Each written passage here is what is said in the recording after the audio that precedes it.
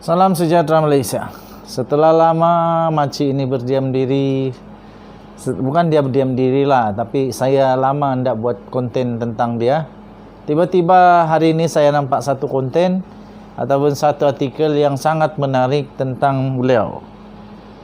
Zuraida Kamaruddin, yang selalu digelar Queen of Frog, Ratu Katak, kerana banyak kali lompat-lompat parti. Tapi biasalah, itu kan dinamika politik. Tapi yang tidak biasa adalah apabila dia lompat lagi. Itu tidak biasa. Okey. Jadi terbaru ini tuan-tuan dan puan-puan, akhirnya keluar juga cerita tentang Zuraida Kamaruddin. Zuraida yakin jenamanya mampu atasi populariti logo PH di Ampang. What? Belum lama lagi, belum cukup lama kot logo ataupun jenama Zuraida untuk atasi logo Pakatan Harapan di Ampang. Tapi tidak tahulah bah. Cuba kamu komen lah apa pendapat kamu. Betulkah Zuraida yakin jenamanya mampu atasi populariti logo PH di Ampang? Betulkah dia dapat atasi? Lebih 2 tahun lalu Zuraida Kamaruddin telah mengarahkan video bersama penyokongnya yang mengucapkan selamat tinggal dengan wajah yang gembira selepas dipecat daripada PKR. Zuraida kemudian menyertai Bersatu. Itulah saya bilang. Dia ini Queen of lompat. Zuraida kemudian daripada PKR, dia lompat kepada Bersatu. Kemudian menyertai Bersatu sebelum tiba-tiba menubuhkan partinya sendiri pula, iaitu Parti Bangsa Malaysia, yang akan menjadi platformnya untuk mempertahankan kerusi Parlimen Ampang pada pilihan raya umum ke-15 akan datang. Penyandang 3 penggal di Ampang itu mempunyai jenama tersendiri di kawasan yang diwakilinya. Namun, kemenangan besarnya pada PRU lalu masih dikaitkan dengan logo Pakatan Harapan yang digunakannya pada ketika itu. Pada 19 November ini, Zuraida perlu mempertahankan kerusinya sebagai calon PBM, menentang bekas timbalannya sendiri dalam sayap wanita PKR, yaitu Rozia Ismail yang akan menggunakan logo PH. Persoalannya, mampukah jenama Zuraida memenangi hati pengundi yang melangkaui logo parti yang diwakilinya? Menurut pengarah eksekutif Badan Pemikir Ilham Center, Hishamuddin Bakar, pengundi di Ampang merupakan pengundi yang mengikuti perkembangan semasa politik. Kata Hishamuddin, termasuklah langkah Sheraton yang turut melibatkan Zuraida sebagai salah satu watak utama dalam percaturan politik tersebut. Katanya, jadi ini adalah sukar untuk beliau, iaitu Zuraida Kamaruddin, untuk menangkis tumahan ataupun persepsi yang tertanam kepada pengundi di sini yang menyatakan bahawa dialah antara individu yang telah mengkhianat mandat yang diberikan oleh rakyat terdahulu kepada Pakatan Harapan, katanya kepada Malaysia Kini. Tambahnya lagi, pertembungan antara Rozia dan Zuraida yang juga menjerus kepada menguji kekuatan calon dan kekuatan sokongan parti yang memberi kelebihan kepada PH yang sebelum ini mendapat sokongan daripada pengundi bukan Melayu yang tinggi, terutamanya pengundi Cina. Pada PRU ke-14, Zuraida yang menang dengan selesa dengan majoriti 41,000. Wow, ini barulah majoriti.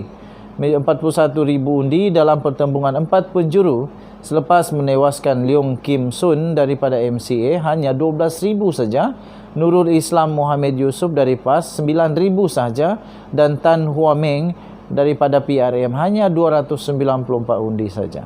Pada PRU itu di Ampang, pengundi Melayu terdiri daripada 56%, Cina 35%, India 9% dan lain-lain 1%. Okey. Rozia merupakan adun Batu 3, dilihat sebagai pencabar terdekat Zuraida pada PRU kali ini. Meskipun berkhidmat di Selangor bagi kerusi peringkat negeri, jentera kempen PKR masih perlu mengambil inisiatif untuk memperkenalkan Rozia pada pengundi, termasuklah membawa jurucakap Mandarin ketika program Walkabout. Rozia turut diberi nama Cina Luo Xia yang bermaksud berpengetahuan dan elegan, yang juga kedengaran seakan namanya, supaya komuniti Cina di situ berasa lebih dekat dengannya sebagai muka baru. Okey, jadi Kamu rasa siapa yang menang di Ampang? Denyut nadi suara rakyat. Kita jumpa lagi. Bye-bye. Salam sejahtera Malaysia. Salam sejahtera, selamat petang tuan-tuan dan puan-puan yang dihormati sekalian. Nampaknya yang berlaku di dalam UMNO bukanlah sesuatu yang menarik. Bukan sesuatu yang siok untuk dipercakapkan, untuk dikongsikan, untuk diheboh-hebohkan. Tinggal 5 hari lagi untuk pilihan raya. Ingatkan UMNO makin kuat. Ingatkan UMNO sudah tidak lagi ada huha-huha di dalam parti sendiri. Tetapi rupa-rupanya bukan saja semakin teruk, malah gantung-menggantung masih lagi berlaku.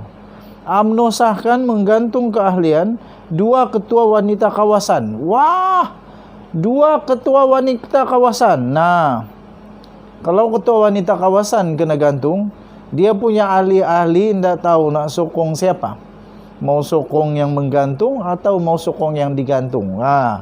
UMNO gantung keahlian 2 ketua wanita kawasan. 2 pemimpin wanita UMNO di peringkat kawasan digantung oleh ibu pejabat parti itu pada hari ini. Setiausaha Agung UMNO iaitu Ahmad Maslan berkata, langkah tersebut telah dibuat selepas parti terbabit mendapati 2 pemimpin berkenaan memberikan sokongan kepada calon lawan dalam PRU kali ini. Apa boleh buatlah, itulah yang terjadi. Saya cuba kamu jawab, kenapa diorang tidak sokong UMNO, sokong lawan pula. Dia ketua pula tu. Jadi cuba kamu bagi komen pendapat, kenapa dia sokong lawan? Dia tidak suka UMNO lagi kah? Ada masalah dalam UMNO kah? Aduh. Kata Ahmad Maslan, ketua wanita UMNO yang digantung keanggotaan itu ialah Samsiah Yasin dan Fatimah Kasim. Samsiah adalah ketua wanita Arau, manakala Fatimah menjawat jawatan sama bagi kawasan Maran.